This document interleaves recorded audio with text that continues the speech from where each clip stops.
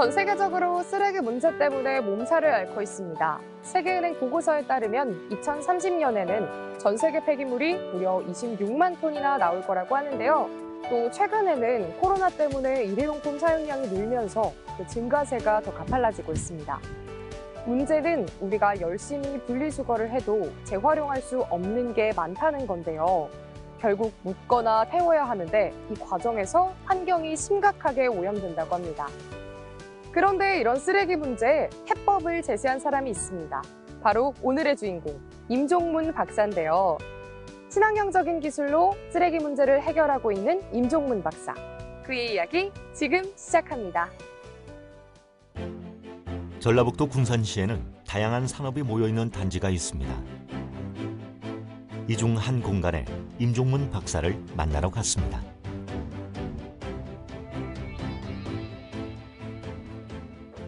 안녕하세요. 네, 임종문 박사님이 누구신가요? 네, 안녕하세요. 네, 연구실인 것 같은데 이곳은 어떤 걸 연구하는 곳인가요? 이것은 가스피케이션의 기본적인 원료와 가스 발생 여부를 측정하고 발생된 가스를 어떤 방법으로 처리해낼 것인가에 대한 이런 것들을 연구하는 것입니다. 우리의 삶과 떼어낼 수 없는 쓰레기. 특히 가연성 쓰레기를 태울 때면 유해가스, 미세먼지 등 환경오염이 상당합니다. 임종문 박사는 이를 마치 없었던 일로 만드는 방법을 연구한 겁니다. 미래 세대를 위한 마음이 그 시작이었죠. 물을 데피고 있는 속도하고 탱크에 들어가는 속도하고 잘 맞아야 돼요. 이 잘 안 맞으면 수증기만 증발하게 돼요. 그런 아주 악순환이 계속되고 효율이 안 맞아요. 그래서 물이 1회전한 후에 15도가 떨어지게 돼 있는데 그 15도를 몇 초 안에 데피느냐가 승부수거든요. 그래서 온실안의 온도를 유지해야 되기 때문에 항상 그 밸런스를 잘 유지할 수 있는 문사용품이라는 그것이 가장 생명이라고 생각합니다. 쓰레기는 다시 사용하는 재활용, 땅에 묻는 매립형, 불에 태우는 가연성으로 나눌 수 있습니다. 매립할 경우 하천과 지하수 오염, 대기 오염, 토양 오염을, 소각할 경우 악취, 먼지, 다이옥신 등 유해물질 배출로 환경오염을 유발시킨다는데요. 이를 해결할 수 있는 방법을 개발한 사람이 임종문 박사인 거죠. 그의 기술은 전라북도 남원의 한 농장에서 이미 활용하고 있습니다. 농작물이 자라고 있는 넓은 비닐하우스. 여기서 필요한 연료는 쓰레기로부터 나온다는데요. 바로 이 장치 덕분입니다. 이 속에선 어떤 일이 벌어지는 건지 물어봤습니다. 이 사용 원리는 폐기물을 가지고 고용화 연료를 만들어서 그 고용화 연료가 저 기계에 투입되면 액화와 기화를 순간적으로 이루게 해요. 그래서 액화, 그러면 폐비닐 이런 것들이 녹아서 액화가 되죠. 그런데 액화 상태에 있으면 불이 붙지는 않아요. 그래서 액화와 기화를 순간적으로 이루게 해서 0.3초 안에 기화가 돼서 그 기화된 가스에다 불을 붙이는 방법입니다. 태우고자 하는 물질에 무한 산소가 공급되고 있어요. 그러니까 대기 속에서 태운다라는 거죠. 근데 이것은 산소가 없는 곳에, 산소가 아주 적은 곳에서 간접 가열 방법을 통해서 가스를 발생시키는 방법입니다. 그래서 그냥 순수하게 연소를 시키는 방법하고 가스화의 방법은 완전한 차이가 있죠. 연소의 방법은 최고 온도가 올라가 봐야 800도에서 600도입니다. 근데 가스화는 1400도에서 2000도까지 높은 온도의 리딩을 가져오게 돼 있어요. 소각 중 유해물질이 나오는 이유로는 저온으로 태워 불완전 연소를 한다는 데 원인이 있습니다. 하지만 임종문 박사의 개발품은 초고온을 사용해 완전 연소, 가스화를 시킵니다. 게다가 소각 후에 수소 에너지로 전환할 수 있습니다. 쓰레기를 처리하는 방식에는 두 가지가 있다고 들었습니다. 네. 일반 소각 방식과 가스화 방식. 이 두 방식의 차이점은 무엇일까요? 네, 일반 쓰레기 소각의 방법은 쓰레기를 정리할 때 다량 산소에 노출될 수 있도록, 쉽게 말하면 우리가 가정에서 쓰고 있는 난로와 똑같은 그런 형식이 소각로의 형식인 것입니다. 그래서 거기에서 발생하는 분진이나 오염이나 냄새들을 화학적 구조에 의해서 정리하는 방법이 소각로의 방법입니다. 네. 그리고 소각로를 운전하고자 하면 높은 운전 비용을 필요로 해요. 그래서 그런 높은 비용을 필요로 하고 높은 부가성이 아니고 정말로 마이너스적인 그런 것들의 기술이 소각로고요. 지금까지 지구촌의 100년사를 소각로가 좌우지구하고 있죠. 네. 그래서 지금으로부터 약간 10년 전서부터 독일이나 선진 국가들이 정말로 이 쓰레기를 어떤 방법으로 처리하는 것이 가장 친환경적으로 네. 정리할 수 있겠는가를 생각한 나머지 탄소, 또 뭐 가스화, 네. 뭐 저온 가스와 고온 가스와 많은 이런 이론과 학설들이 나와 있습니다. 그래서 소각의 방법은 아까 말씀드린 것처럼 산소의 다량 방출되어져서 우리가 그냥 들에다 불을 피우는 것과 똑같은 원리가 소각의 방법이고요. 네. 가스화의 방법은 산소가 적은 속에서 탄화를 하거나 오염이 아주 현저하게 적게 정리하는 방법이 가스화의 방법입니다. 앞으로 더 널리 활용될 예정이라는데요. 박사도 없고 연구원도 없다. 우리가 빨리 이 가스화를 해야 된다는 그렇죠. 중요하죠. 중요하잖아요. 공해 방지 효과는 물론 에너지 절감, 처리 비용과 건설비를 아껴주는 효과도 있습니다.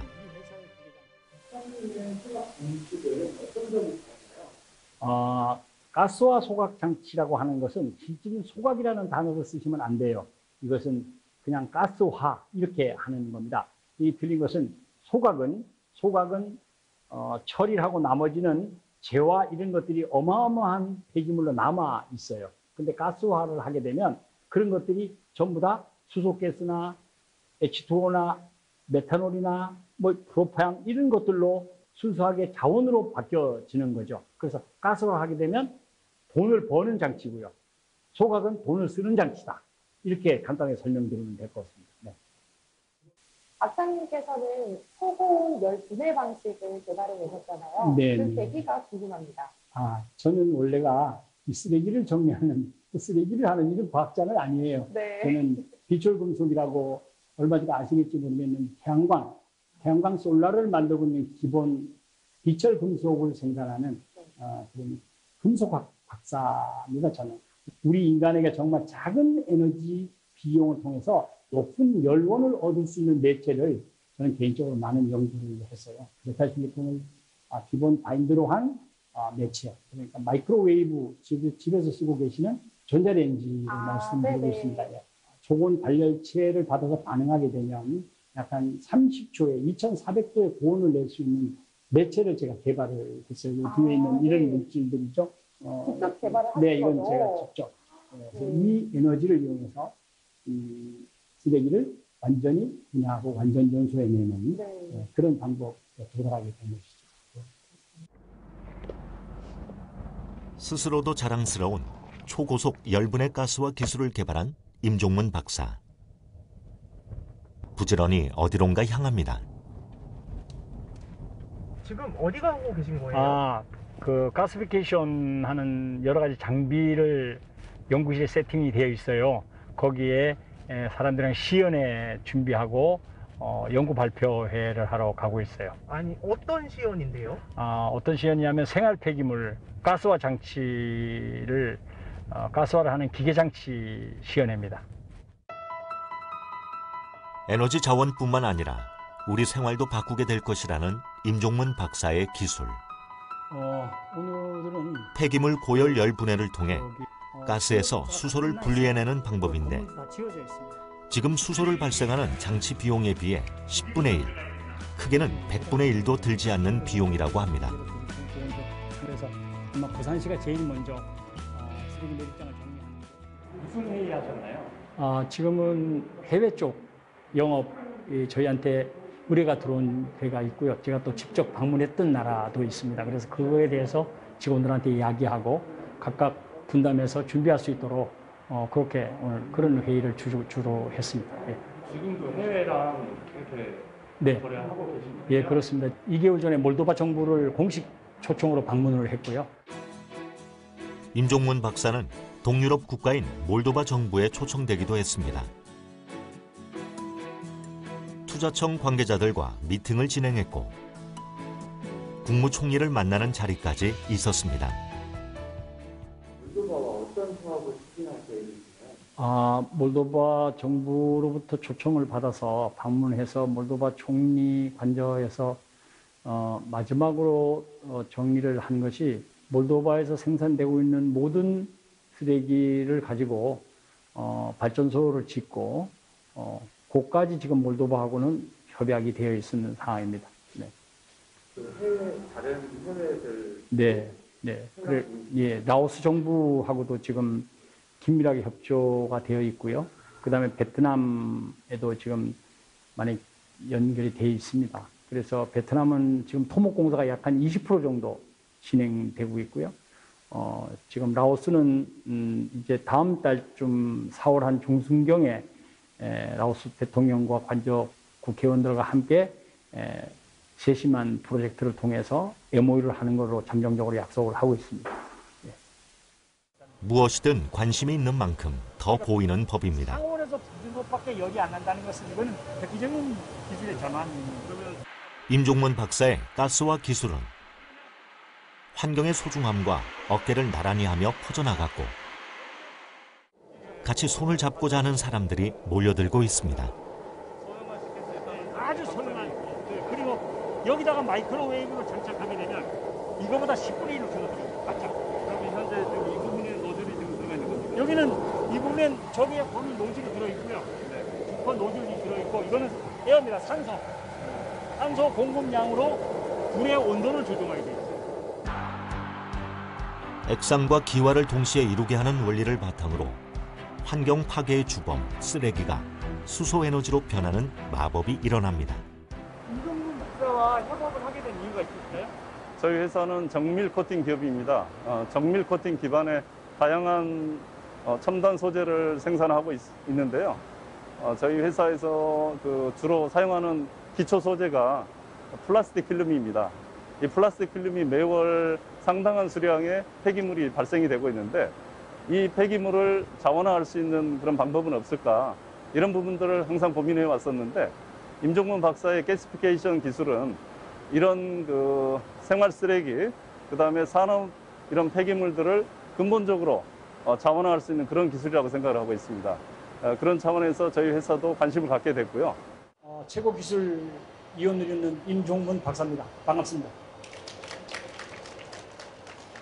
저희 회사가 오늘 들고자 하는 설명은 어떤 대단한 것, 세상에 없는 것, 그런 거 설명드리고자 하는 것은 아닙니다. 저희 회사가 지금 설명을 드리고자 하는 것은 우리가 먹고 버리는 생활 쓰레기를 어떠한 방법으로 정리해야 될 것인가 하는 것입니다. 우리나라는 2018년 자원순환법이 발효되면서 매립 소각 비용이 큰 폭으로 올랐습니다. 매년 2~3배에 달했는데요. 이 같은 문제는 세계 여기저기서도 발생하고 있습니다. 매립 부지와 소각 시설이 부족하기 때문인데요. 하지만 불완전 연소에 따르는 환경 오염도 골칫거리가 아닐 수 없습니다. 그렇게 기존 폐기물 처리 방식의 대안을 찾던 중 접하게 된 것이 임종문 박사의 기술입니다. 시험에 직접 본 소감이 어떻게 되실까요? 네, 저희 나라에도 지금 동일한 어떤 기술력으로 홍보하는 회사도 많고 꽤 많은 기술이 발전을 해가고 있는 걸 아는데 이렇게 직접 제작하고 시연하는 모습을 보니까 앞으로 향후 기술력이 발달이 된다면 굉장히 많은 도움이 되고 해외 수출에도 도움이 될 거라고 기대를 하고 있습니다. 그리고 향후에 이 기술력이 이대로 계속 발전화되고 좀 더 공식화된다면 저희들이 예측할 수 있는 환경이나 경제적 가치에 기대한 영향을 미칠 거라고 그렇게 예상을 하고 있습니다. 저희 회사에서도 해외 진출에 많은 도움이 될 거라고 예상이 됩니다. 게다가 환경 파괴의 주범 쓰레기가 수소 에너지로 변하는 마법이 일어나는 겁니다. 들어갈 땐 세상에서 가장 쓸모없는 존재였지만 나올 땐 가장 필요한 존재가 돼 나오죠. 임종문 박사는 이 순간이 늘 경이롭습니다.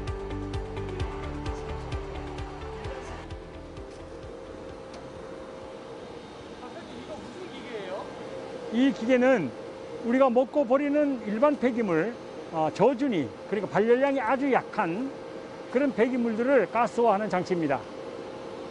이것도 그러면 완전 연소를 네, 물론입니다. 이것도 어떠한 포화물이든 들어가면 완전 연소하고 가스화가 완전히 이루어지는 건데요. 여기는 지금 이종 장치고요. 가스화 발생 장치는 여기가 되겠죠. 예. 과정이 어떻게 되는 거예요?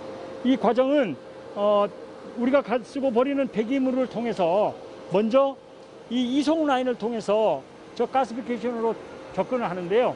이 이송 라인을 통해서 이 폐기물 아래 가지고 있는 마지막 수분, 약간 15%를 조정하기 이상, 15% 이상의 수분들을 여기서 조정을 해요. 말린다 이 말이죠.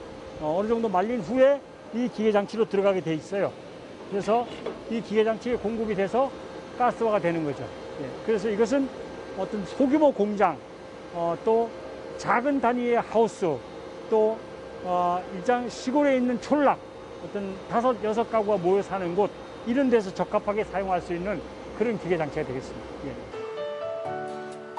전 세계가 주목하고 있는 친환경 에너지, 수소를 생산하고 활용하는 데 있어 눈부신 성과를 이뤄가고 있죠. 임종문 박사, 그의 결실이 곧 대한민국 수소 경제를 주도한다고 볼 수 있겠습니다. 이 자리까지 걸어오시기까지 많은 일이 있으셨을 것 같은데 네. 가장 힘드셨을 때는 언젠가요? 가장 힘든 쓰는 제가 말 쪽에 강원도 촌 사람이잖아요. 강원도 아, 사투리를 그래요? 하잖아요. 네. 강원도 촌놈이 뭘 하겠냐는 거죠. 그보다 더한 대단한 공부를 한 학자, 과학자도 많은데 네. 네가 뭐를 해 강원도 촌놈이라는 것이죠.